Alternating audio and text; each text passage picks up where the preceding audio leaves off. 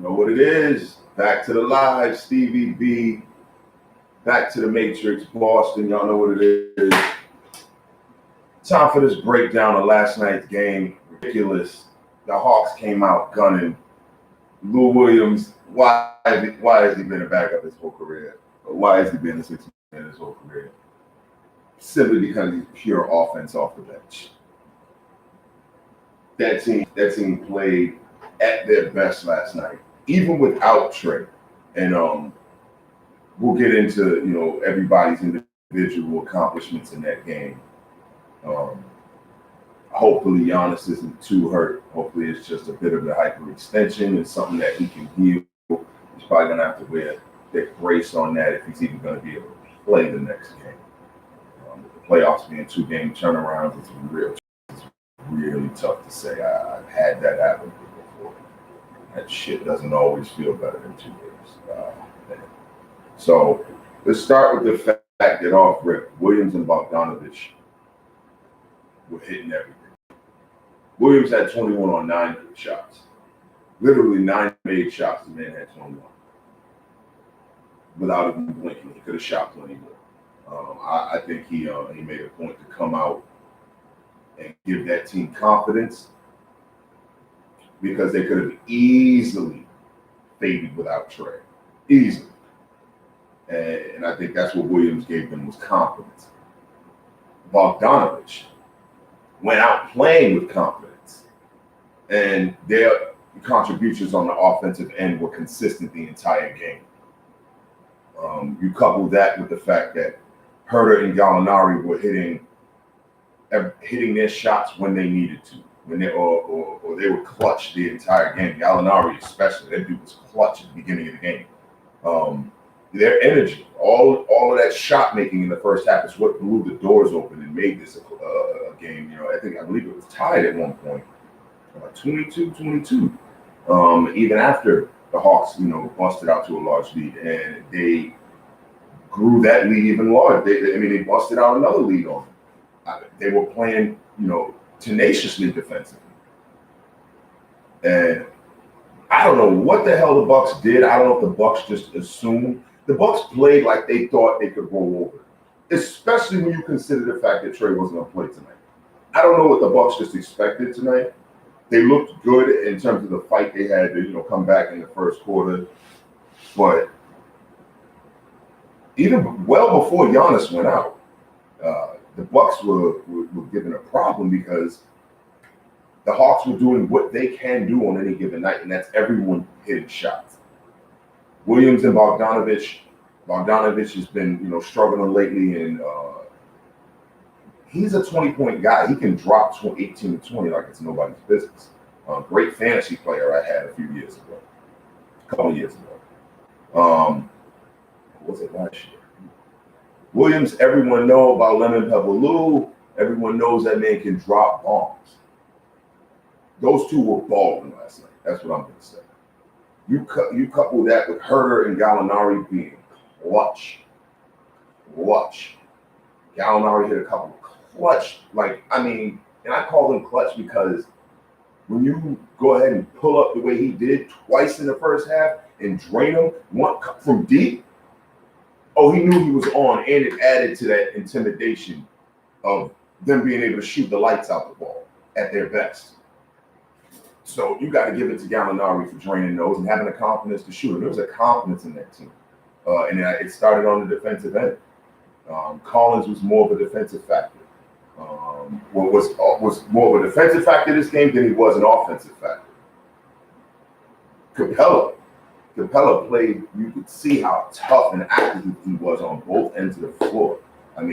Reddish played solid defense today. He had energy. Reddish came in the end of last game just getting some minutes and getting his legs back in the game. And he came out today and hit some threes, played good D. They had everything going for them, So when you look at the way Williams and Bogdanovich played, were balling. Herter and Gallinari were clutch and consistent in that clutchness, and then you got Capella, Reddish, and Collins all playing solid. Okay. That team played great last night, and they moved the ball. all day long. Unfortunately, even though I think it would have been a game, I think it would have been a game at the end had Giannis not gotten injured. That is a tough injury to take. That hurts the knee. I've had that happen. That shit hurts. Anyway, so just know, without Trae, they looked like they had heart. Individually, these guys got heart. Bogdanovich, I've always, I've always had, admiration for his ability for a couple of years now, and he's been a player who moved between a couple of teams, but that dude is a legitimate shooter. Has been a great fantasy player the past couple of years. There's no reason to look at what he did as something he can't do. He did hit 6 threes, but the man, even if it's not a three, he has a great offensive game, shooting wise. Mid-range, outside, don't matter where, and that's a threat. You couple that with the fact that Reddish is coming back. Reddish is a key factor for them going forward because defensively he adds length to them that they didn't have at the wing. Okay, they had Gallinari playing the 5 sometimes, guarding the 5 at least because him and Capella are their big men.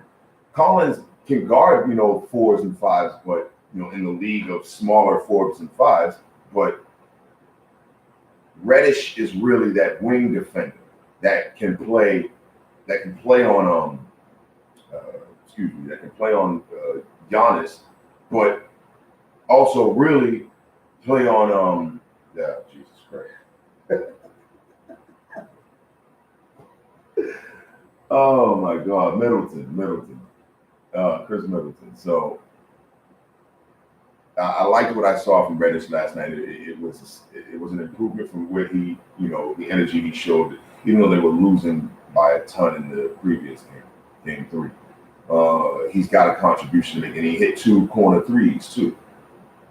Reddish is my guy, and I'm just glad he's back. He really gives them a new dynamic and adds depth to their team overall. So really, can't count him out. You got to say that Milwaukee's supposed to have better depth and look like they did in games 2 and 3, but they played sloppy. Like they looked like they were not prepared to play a real game.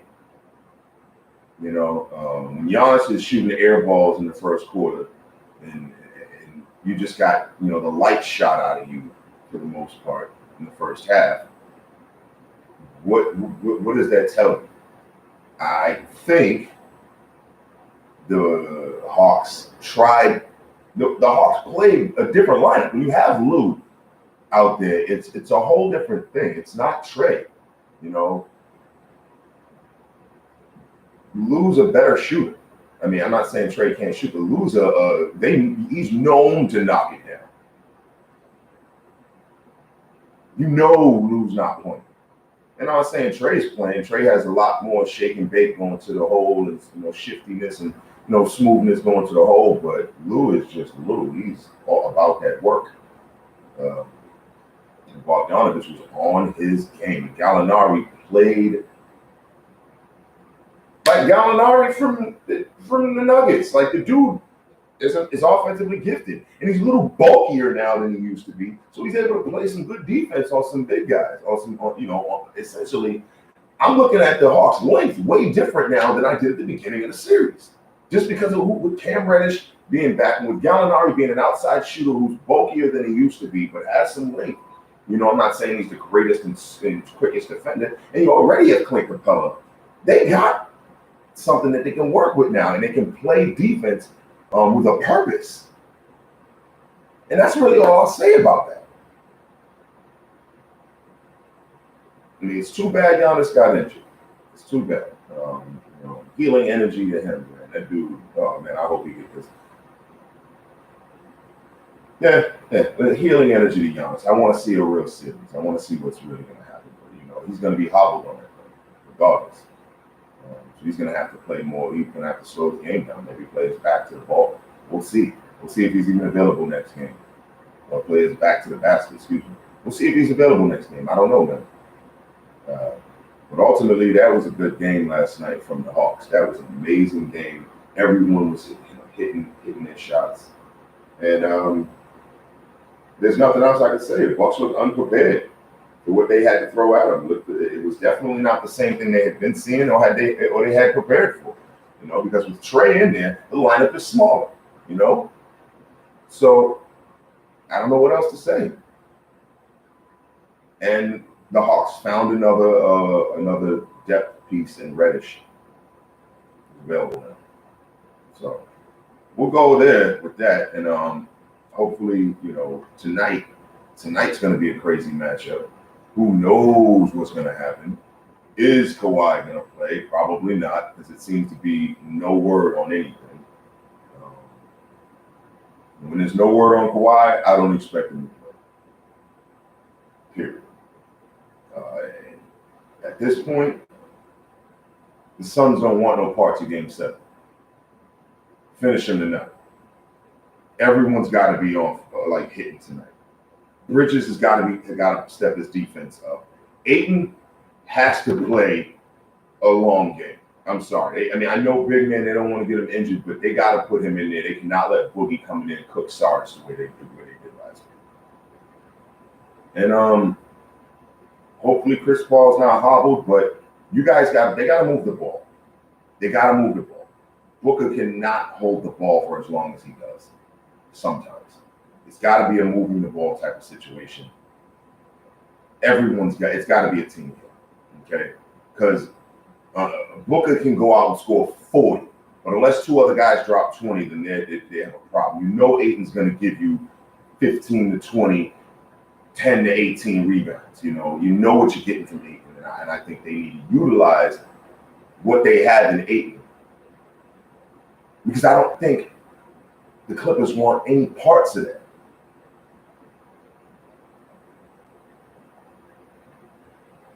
But again, Clippers showed another dynamic with Boogie. You just have to understand, if you see Boogie in the game, they need to run. They need to move the ball.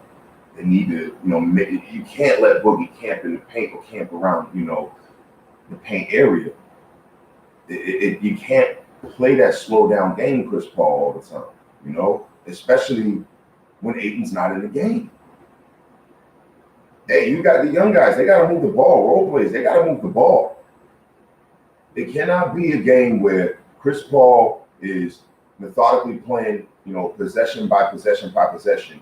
And as soon as he's not in the game or Booker's not in the game, then, or Ayton's not in the game. It can't be, you can't be getting run over or Boogie is slow as shit. Use that to your advantage. Paul George is going to be Paul George. Jackson's going to be aggressive. Use the other players against him. Morris, you're not making him play enough honest defense. Okay? You're playing too much high-low pick and roll with the paint. You're not moving the ball side to side enough, sons. That's what they have to do. They have to move the ball side to side. They have to get guys moving. Okay? They have to get guys out of the paint. They have to stop playing that high-low so much unless it's you got to clear out the paint first, because you're not hitting shots right now. So they're packing, they're coming off the line a little, the three-point line a little bit.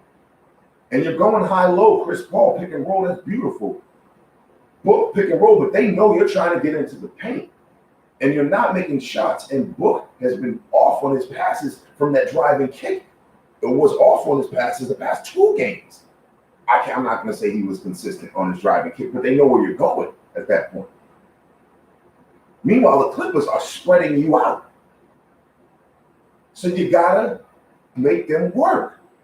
Make them work on the defensive end. Pick up the pace when Boogie's in the game. Move the ball side to side and make Morris and make Beverly and make Jackson. Make them move. And then if you get into the paint, you got more space. Chris Paul, I know you ain't got the same legs. Push the ball. We know you're the point guard in the set and you can run it like no other. Push the ball. Get them on their heels. That's how you guys win this game. Put the pressure back on them, because see, what they've done is put the pressure on the Suns. The Suns need to come out, not that slow, methodical nonsense, because you know if they see that, yeah, you come out initially that way and set the play, fine. But push the damn ball. Play with play with some aggression. Fuck the finesse. Play with aggression. And then the Suns will come out tonight. You know, I don't see this being a blowout of any sense. I really think this is going to be a tight game tonight, determined by 2 to 5 points. And somebody's heart's going to be broken. Because if this goes to a game 7, I'm giving it to the Clippers. Or at least after. Let me see tonight. Let me not even do that, because we've seen PG fall short in big games. I can't even say that. I cannot say CP3 is going to fall short in a game 7. Book ain't been in the Western Conference Finals game 7 before. And he was off 2 games already this series. It's time to step up. There's no such thing as off anymore. You have to be on. No forcing shots. Just take what's there. Or be aggressive. All day. That's my thoughts. Suns Clippers game, I'm going to go 108 to 102. Suns. Matrix out.